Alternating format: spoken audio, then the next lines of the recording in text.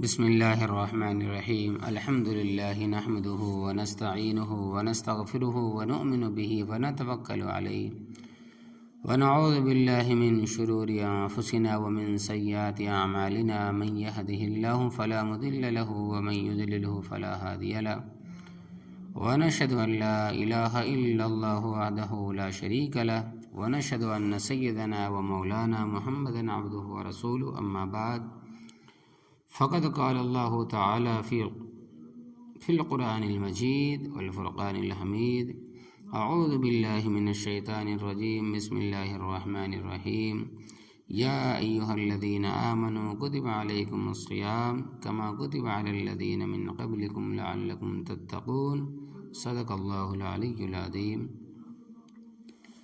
معزز حاضرین کرام، رمضان المبارک کا مہینہ شروع ہونے والا ہے، اس لیے میں چاہتا ہوں کہ رمضان المبارک کے کچھ آداب عرض کروں۔ سب سے پہلے میں ایک حدیث پیارے نبی کریم صلی اللہ علیہ وسلم کی آپ کے سامنے بیان کرتا ہوں، جس میں حضور اقدس صلی اللہ علیہ وسلم نے ارشاد فرمایا کہ رمضان المبارک میں جنت کے دروازے کھول دیے جاتے ہیں اور سرکش شیاطین قید کر دیے جاتے ہیں۔ یہ کتنی بڑی خوش نصیبی کی بات ہے کہ ہم جیسے سیاہ کاروں کے لیے شیاطین کو قید کر دیا جاتا ہے۔ اس وجہ سے بڑے بڑے گناہ گاروں کو نیک اعمال کرنے کی توفیق ہو جاتی ہے۔ ایک سوال اور اس کا جواب۔ یہاں ایک سوال پیدا ہوتا ہے کہ جب سرکش شیاطین قید کر دیے جاتے ہیں، جکڑ دیے جاتے ہیں، اللہ تبارک و تعالی سمندر میں ڈال دیتا ہے، تو پھر آخر لوگوں سے گناہوں کا صدور کیوں ہوتا ہے؟ تو اس کے کئی جوابات دیے گئے ہیں۔ ایک جواب یہ ہے کہ شیطان 11 مہینے تک انسان کو بہکانے میں لگا رہتا ہے، اور بد نصیب انسان بھی شیطان کے چکر میں آ کر گناہ کرتا رہتا ہے۔ اس طرح انسان کا ذہن گناہوں کا عادی ہو جاتا ہے، اور ماہ رمضان المبارک میں وہ گناہوں سے باز نہیں رہ پاتا۔ یہ بات بھی تجربے میں آئی ہے کہ زیادہ تر گناہوں کا صدور انہی لوگوں سے ہوتا ہے جو رمضان کے علاوہ بھی کثرت کے ساتھ گناہوں میں پڑے رہتے ہیں، چونکہ ان کا نفس گناہوں پر دلیر ہو چکا ہوتا ہے، طاقتور ہو چکا ہوتا ہے، اس لیے وہی نفس ماہ رمضان میں بھی ان کو گناہوں پر ابھارتا رہتا ہے۔ حدیث پاک میں آتا ہے کہ جب کوئی انسان گناہ کرتا ہے تو اس کے دل پر ایک سیاہ نقطہ سا لگ جاتا ہے، دھبا سا لگ جاتا ہے۔ جب دوسری بار گناہ کرتا ہے تو دوسرا سیاہ نقطہ اس کے دل پر لگ جاتا ہے، یہاں تک کہ اس کا دل بالکل سیاہ ہو جاتا ہے، تو کوئی بھلائی اور نیکی کی بات اس کے دل پر اثر انداز نہیں ہوتی۔ ظاہر ہے کہ جس کا دل زنگ آلود اور سیاہ ہو چکا ہو، اس پر بھلائی اور خیر کی بات اور نصیحت کہاں اثر انداز ہوگی؟ رمضان ہو یا غیر رمضان، ایسے انسانوں کا گناہوں سے باز اور بیزار رہنا نہایت ہی دشوار ہو جاتا ہے۔ ان کا دل نیکی کی طرف مائل ہی نہیں ہوتا۔ اگر وہ نیکی کی طرف آ بھی گیا تو بسا اوقات اس کا دل اسی سیاہی کے سبب نیکی میں نہیں لگتا، اور وہ نیکیوں کے ماحول سے بھاگنے کی فکر میں لگا رہتا ہے۔ اس کا نفس اسے لمبی لمبی امیدیں دلاتا ہے، غفلت گھیر لیتی ہے، وہ بد نصیب نیکیوں اور اچھے ماحول سے دور جا گرتا ہے۔ رمضان کی مبارک ساعتیں بلکہ پوری راتیں وہ شخص لہو و لعب، فضولیات، کھیل کود، گانے بجانے، تاش، شطرنج اور طرح طرح کے خرافات میں برباد کر دیتا ہے۔ پیارے بھائیوں، عام مشاہدہ تو یہی ہے کہ رمضان المبارک میں ہماری مسجدیں غیر رمضان کے مقابلے زیادہ آباد ہو جاتی ہے، نمازیوں کی کثرت ہو جاتی ہے، اور وہ لوگ بھی مسجدوں کو آ جاتے ہیں جو غیر رمضان میں مسجد کے قریب بھی نہیں بھٹکتے تھے۔ نیکیاں کرنے میں آسانیاں ہو جاتی ہے، اور اتنا تو ضرور ہے کہ ماہ رمضان میں گناہوں کا سلسلہ کچھ نہ کچھ کم ضرور ہو جاتا ہے۔ رمضان المبارک کی فضیلت حدیث پاک میں فرمایا گیا ہے کہ جب رمضان کا چاند نکلتا ہے تو اللہ تبارک و تعالی حضرت جبرائیل علیہ السلام کو فرماتے ہیں کہ حوران بہشت کو زیب و زینت کا حکم دو، یعنی جنت کے جو حور ہیں ان کو سجنے دھجنے کا حکم دو، زیب و آرائش کا حکم دو، اور ان کو آواز دو کہ اے اہل آسمان اور اے اہل زمین ہوشیار ہو جاؤ کہ یہ رمضان المبارک کا مہینہ ہے، یہ رمضان المبارک کا مہینہ ہے، جو شخص اس کی تعظیم کرے گا وہ بخشا جائے گا، وہ شخص بخشا جائے گا، اور شیطان کو قید کر دو تاکہ روزے دار گناہ کرنے سے بچ جائے۔ حضرات، یہ مہینہ بڑا مقدس مہینہ، اس کی قدر اور تعظیم کرو اور خوب ثواب کما کر جنت کی ابدی نعمتیں حاصل کرو۔ رمضان المبارک کی کسی بھی طرح بے حرمتی نہ ہونے پائے۔ بسا اوقات نمازی اور روزہ دار لوگ بھی ماہ رمضان کی بے حرمتی کر کے خدا تعالیٰ کے غضب کا شکار ہو جاتے ہیں اور پھر عذاب الہی میں گرفتار ہو جاتے ہیں۔ ایک عبرت آمیز واقعہ، حضرت علی کرم اللہ وجہ ایک مرتبہ زیارت قبور کے لیے تشریف لے گئے قبرستان۔ وہاں ایک تازہ قبر پر نظر پڑی، آپ کو اس کے حالات معلوم کرنے کی خواہش ہوئی، چنانچہ بارگاہ خداوندی میں عرض کیا کہ یا اللہ، اس شخص کے حالات پر مجھے مطلع فرما۔ فوراً اللہ تبارک و تعالیٰ کی بارگاہ میں آپ کی التجا سنی گئی، اور دیکھتے ہی دیکھتے آپ اور اس مردے کے درمیان جتنے پردے حائل تھے تمام اٹھا دیے گئے۔ اب ایک حیرت ناک اور ڈراؤنی منظر آپ کے سامنے تھا۔ کیا دیکھتے ہیں کہ مردہ آگ کی لپیٹ میں ہے، اور وہ رو کر آپ سے فریاد کر رہا، اے یا علی، یا میں آگ میں ہوں، آگ مجھے جلا رہی ہے، اے علی میرے حال پر رحم فرما کر مجھے اس ہولناک عذاب سے تو نجات دلا دی۔ اس وحشتناک منظر اور مردے کی چیخ و پکار اور دردناک فریاد نے حضرت علی کرم اللہ وجہہ کو بے قرار کر دیا۔ آپ نے اپنے پروردگار کی بارگاہ میں ہاتھ اٹھا دیے اور نہایت ہی عاجزی کے ساتھ، انکساری کے ساتھ اور آنسوؤں کے ساتھ اس میت کی بخشش کے لیے درخواست پیش کی۔ غیب سے ندا آئی کہ اے علی، غیب سے آواز آئی کہ اے علی، آپ اس کی سفارش نہ فرمائیں، کیونکہ روزہ رکھنے کے باوجود یہ بدنصیب شخص رمضان المبارک کی بے حرمتی کیا کرتا تھا، رمضان المبارک میں بھی گناہوں سے باز نہیں آتا تھا، دن کو روزہ تو ضرور رکھتا تھا مگر راتوں کو گناہوں میں بھی مبتلا رہا کرتا تھا۔ حضرت علی کرم اللہ وجہ یہ سن کر رنجیدہ ہوئے اور سجدے میں گر کر عرض کرنے لگے، اے میرے آقا، اے میرے پروردگار، اے میرے رب، اے میرے پالنہار، اے غفور الرحیم، اے ارحم الراحمین، اے رب العالمین، اس بندے نے بڑی امید کے ساتھ مجھے پکارا ہے، میرے مالک تو اس کے آگے مجھے رسوا نہ کر، اس کی بے بسی پر رحم فرما، اس کو بخش دے۔ حضرت علی کرم اللہ وجہ رو رو کر مناجات کر رہے تھے۔ آخر اللہ تبارک و تعالیٰ کو بھی رحم آ گیا، اس کے رحمت کا دریا موجزن ہوا اور ندا آئی، اے علی، ہم نے تمہاری شکستہ دلی کے سبب سے بخش دیا۔ چنانچہ آپ کی خاطر اللہ تبارک و تعالیٰ نے اس عذاب کو ختم کر دیا۔ تو حضرات گرامی، رمضان المبارک کے ان مقدس لمحات کو اس طرح فضولیات و خرافات میں برباد نہ ہونے دو۔ زندگی مختصر سی ہے، اس کو غنیمت جانو۔ دنیا میں جو عمل نیک کیا ہوگا، قیامت کے دن اللہ تبارک و تعالیٰ کی ترازو میں وہ اتنا ہی وزندار ہوگا۔ اس سے معلوم ہوا کہ روزہ رکھنا اگرچہ دشوار ہے نفس کے لیے، لیکن قیامت کی ترازو میں وزن بڑھانے کے لیے بہت بڑا مؤثر انداز ہے۔ روزے کی فرضیت کی وجہ، اسلام میں اکثر اعمال کسی نہ کسی روح پر اور واقعے کی یاد تازہ کرنے کے لیے مقرر کیے گئے۔ مثلا صفا مروہ کے درمیان حاجیوں کی سعی حضرت سیدنا حاجرہ علیہ السلام کی دونوں پہاڑوں کے درمیان کی سعی کی یاد تازہ کرتی ہے۔ آپ نے لخت جگر حضرت اسماعیل علیہ السلام کے لیے پانی تلاش کرنے کے لیے ان دونوں پہاڑوں کے درمیان سعی فرمائی تھی۔ اللہ تبارک و تعالیٰ کو حضرت حاجرہ علیہ السلام کی ادا بہت پسند آئی، تو اسی لیے اس سنت کو اللہ تبارک و تعالیٰ نے باقی رکھتے ہوئے حاجیوں کے لیے صفا مروہ کی سعی کو لازمی قرار دے دیا۔ اسی طرح رمضان کی کچھ ایام نبی کریم صلی اللہ علیہ وسلم نے غار حرا میں گزارے تھے۔ ان دنوں آپ دن کو کھانے سے پرہیز کرتے اور رات کو ذکر الہی میں مشغول رہتے تھے، تو اللہ تبارک و تعالیٰ نے ان دونوں کی یاد تازہ کرنے کے لیے روزے فرض کیے تاکہ اس کے محبوب کی سنت قائم رہے۔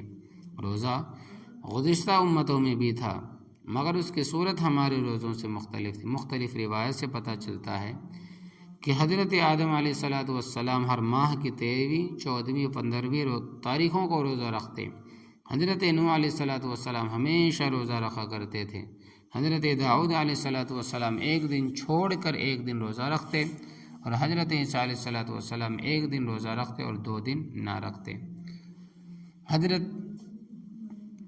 حضرات سامعین، احادیث میں روزے کی کئی خصوصیتیں ارشاد فرمائی گئی۔ کیسی خوشخبری ہے اس روزے دار کے لیے جس نے اس طرح روزہ رکھا جس طرح روزہ رکھنے کا حق ہے، یعنی روزے کے تمام آداب ملحوظ رکھتے ہوئے اس نے روزہ رکھا، یعنی پیٹ کو کھانے پینے، اپنے آپ کو جماع سے باز رکھنے کے ساتھ ساتھ اپنی تمام اعضاء کو بھی گناہوں سے باز رکھا۔ وہ روزہ اللہ تبارک و تعالیٰ کے فضل و کرم سے اس کے تمام پچھلے گناہوں کا غفارہ ہوگا۔ اور حدیث پاک، روزہ میرے لیے ہے اور میں ہی اس کا بدلہ ہوں، گو بعض محدثین نے مجہول بھی پڑھا، جس کا مطلب یہ ہے کہ روزے کا بدلہ میں خود ہوں۔ ایک روزہ چھوڑنے کا نقصان۔ حضور اقدس صلی اللہ علیہ وسلم ارشاد فرماتے ہیں کہ جس نے رمضان المبارک کا ایک روزہ بھی بغیر عذر کے چھوڑ دیا، ساری عمر کا روزہ اس کی قضا نہیں ہو سکتا۔ یعنی وہ فضیلت جو رمضان المبارک میں روزے رکھنے کی تھی اب کسی بھی طرح نہیں پا سکتا۔ لہذا کسی طرح غفلت کا شکار ہو کر روزے جیسی عظیم الشان نعمت نہیں چھوڑنی چاہیے۔ بعض لوگ روزہ رکھ کر بغیر کسی مجبوری کے روزہ توڑ دیتے ہیں۔ روزہ سرے سے نہ رکھنا گناہ کبیرہ، اور رکھ کر توڑ دینا اشد گناہ ہے، بہت بڑا گناہ ہے، سخت گناہ ہے۔ وقت سے پہلے افطار کرنے سے یہی مراد ہے کہ روزہ تو رکھ لیا مگر سورج غروب ہونے سے پہلے جان بوجھ کر کسی صحیح مجبوری کے بغیر توڑ ڈالا۔ اللہ تبارک و تعالیٰ پیارے حبیب صلی اللہ علیہ وسلم کی طفیل اپنے قہر و غضب سے بچائے، آمین۔ آنکھ کا روزہ۔ پیارے بھائیوں، آپ کو معلوم ہونا چاہیے کہ انسان کے جسم کے جتنے اعضاء ہیں ان میں سے ہر ایک عضو کا روزہ ہے۔ آنکھ کا روزہ اس طرح رکھنا چاہیے کہ آنکھ جب بھی اٹھے تو صرف اور صرف جائز امور ہی کی طرف اٹھے، جائز کام ہی کی طرف اٹھے۔ آنکھ سے مسجد دیکھیے، قرآن مجید دیکھیے، نیک بندوں کا دیدار کیجیے، اپنے والدین کو محبت بھری نظروں سے ان کے چہروں کو دیکھیے، اللہ عز و جل کو دکھائے۔ اگر اللہ تبارک و تعالی دکھائے تو کعبہ معظمہ دیکھیے، مکہ مکرمہ کی مہکی مہکی گلیاں، وہاں کی کوچ و بازار دیکھیے، سنہری جالیوں کے انوار دیکھیے، جنت کی پیاری پیاری کیاریوں کی بہار دیکھیے، مہکے مہکے مدینے کی در و دیوار دیکھیے، سبز گنبد اور مینار دیکھیے، اور مدینے کے صحرا و گلزار دیکھیے۔ حضرت گرامی، آنکھ کا روزہ رکھیے اور ضرور رکھیے، بلکہ آنکھ کا روزہ تو 24 گھنٹے 300 دن 12 مہینے ہونا چاہیے۔ اللہ تبارک و تعالیٰ کی عطا کردہ مقدس آنکھوں سے ہرگز فلم نہ دیکھیے، نہ محرم عورتوں کو نہ دیکھیے، نہ ہی کسی کا کھلا ہوا سطر دیکھیے۔ اسی طرح کان کا روزہ۔ کانوں کا روزہ یہ ہے کہ صرف اور صرف جائز باتیں سنیں، مثلاً کانوں سے تلاوت سنیے، قرآن سنیے، نعت سنیے، قرات سنیے، سنتوں کا بیان سنیے، اذان و اقامت کے سنیے، سن کر جواب دیجیے، اچھی اچھی باتیں سنیے، ڈھول باجے تاشے موسیقی ہرگز مت سنیے۔ غنیمت، اسی طرح غیبت نہ سنیے، کسی کے عیب ہرگز نہ سنیے۔ حدیث پاک میں آتا ہے کہ جو شخص کسی کا عیب سنتا ہے اس کے کانوں میں پگھلا ہوا سیسا ڈالا جائے گا۔ اللہم احفظنا منہ، اللہ تبارک و تعالی ہماری حفاظت فرمائے۔ اسی طرح زبان کا روزہ ہے۔ زبان کا روزہ یہ ہے کہ زبان صرف اور صرف نیک و جائز باتوں کے لیے ہی حرکت میں آئے، مثلاً زبان سے صرف تلاوت کیجیے، ذکر و درود کا ورد کیجیے، نعت شریف پڑھیے، سنتوں کا بیان کیجیے، اچھی اچھی پیاری پیاری دیندار والی باتیں کیجیے، گالی گلوچ، جھوٹ، غیبت، چگلی، جھوٹی قسمیں، فضول باتیں زبان سے مت کیجیے۔ کہ چمچہ اگر نجاست میں ڈال دیا جائے تو وہ ایک گلاس پانی سے پاک ہو جائے گا، مگر زبان بے حیائی کی باتوں سے ناپاک ہو گئی تو اسے 7 سمندر بھی دھو نہیں سکیں گے۔ اسی طرح ہاتھوں کا روزہ ہے۔ ہاتھوں کا روزہ یہ ہے کہ جب بھی ہاتھ اٹھیں تو صرف نیک کاموں کے لیے اٹھیں، مثلاً ہاتھوں سے قرآن کریم کو چھوئیں، ہو سکے تو ہاتھوں سے نابینا کو لے کر چلیں، قدم قدم پر ایک غلام آزاد کرنے کا ثواب ملے گا، نیک لوگوں سے مصافحہ کریں، انشاءاللہ تبارک و تعالی ہاتھ الگ ہونے سے پہلے دونوں کی مغفرت ہو جائے گی۔ ہو سکے تو کسی یتیم کے سر پر شفقت سے ہاتھ پھیریں کہ ہاتھ کے نیچے جتنے بال آئیں گے ہر بال کے بدلے ایک ایک نیکی ملے گی۔ خبردار کسی پر ظلماً ہاتھ نہ اٹھے، رشوت دینے کے لیے ہاتھ نہ اٹھے، کسی کا مال چرانے کے لیے ہاتھ نہ اٹھے۔ پاؤں کا روزہ یہ ہے کہ اٹھیں تو صرف نیک کاموں کے لیے اٹھیں، مثلاً پاؤں چلے تو مسجد کی طرف چلے، سنتوں کے اجتماع کی طرف چلے، نیک صحبتوں کی طرف چلے، کسی کی مدد کے لیے چلیں، کاش مکہ و مدینہ کی طرف چلیں، طواف و سعی میں چلیں۔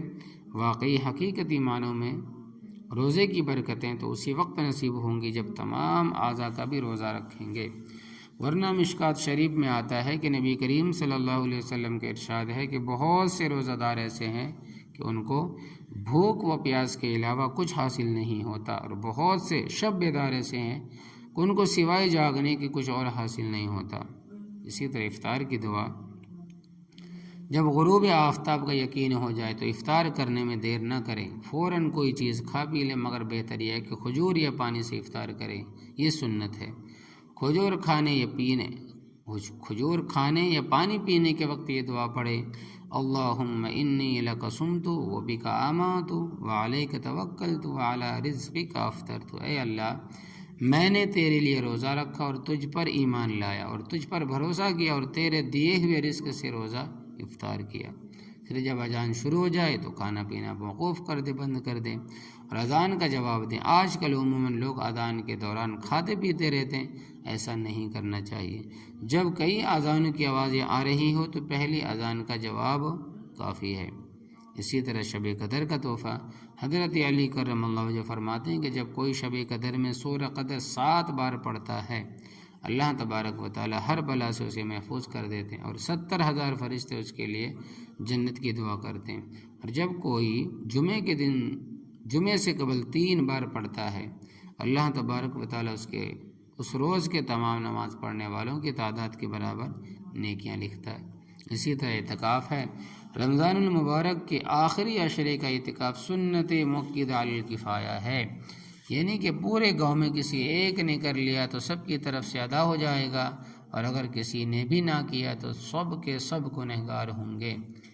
اعتکاف میں ضروری ہے کہ رمضان المبارک کے 20ویں تاریخ کو غروب آفتاب سے پہلے مسجد کے اندر ہیت اعتکاف موجود ہو، اور 29 کو چاند نکلنے کے بعد یا 30 کو غروب آفتاب کے بعد مسجد سے باہر نکلے۔ اگلے صفحات میں اعتکاف کے متعلق تفصیل سے انشاءاللہ تبارک و تعالی بیان آئے گا۔ اللہ تبارک و تعالی ہم سب کو عمل کی توفیق عطا فرمائے، آمین ثم آمین۔ وما علینا الا البلاغ۔